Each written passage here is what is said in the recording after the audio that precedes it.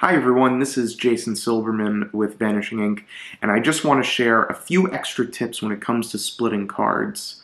The instructional video provides you with an in-depth look at splitting cards, but I wanted to share a few extra tips that I think will make it a little bit easier to learn if you're a beginner, but also if you are an expert in splitting cards, you might find one or two things a little bit more useful. Let's take a look. Alright, so here we are on my table. You want a really solid working surface to split cards, and these are just kind of a few tips, really quick, that I find work best for splitting cards. Again, this is going to take a lot of practice if you have never done this before, but hang in there. I promise you'll be able to do it. It's a skill that is really helpful. So, the first tip is to always split the non-pip corner. This way, because there is a small amount of damage that is done to a corner, you don't want it to be on the corner that everyone looks at. So, in this example, I'm going to split the thin layer off of the back. The thin layer off of the back of the card. So that means that there are going to be two layers here, the face layer and then the second layer.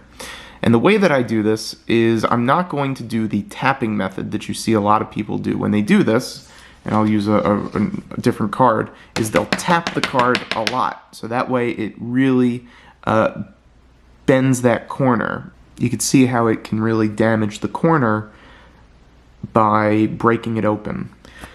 So that's not what we want to do. What we want to do is we want to just gently fold in a way. If you think about it, you want to fold and roll the corner. So what I'm going to do is I'm going to pinch the corner that I want on the side that I'm going to split. So I'm splitting a thin back.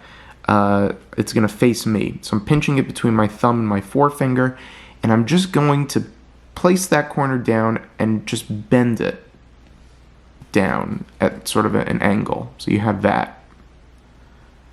So now it's going to make it really easy to go in there with my fingers because that corner has already been bent up. I'm just going to use my fingers to gently pull that thin layer away, and you could start to see it's coming undone. It's good to have longish fingernails. So there we go. So right now I've just split that corner open. This takes maybe a fraction of an extra second, but you'll be really surprised with how nice your gimmicks will look in the future. So there it is. And once you have that, you're going to work it open.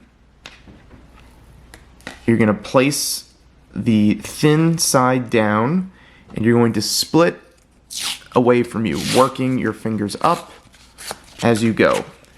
And you will have your split layer. Now, I know that looked really easy, and it is once you know what you're doing and how to do it. And you'll see that that corner looks really pristine. It's really hard to tell that it was split. So that's a really nice way to do it. So I'm going to do it one more time. I'm going to take off a thin face this time. So because I'm doing that, I'm going to pinch here. I'm going to roll. I've bent that corner. It's a little bit of an exaggerated bend, but that's okay because it can get ironed out. I'm just going to kind of work that piece open. There it is. And your fingernails can also help iron out any creases in that little corner. I'm ready.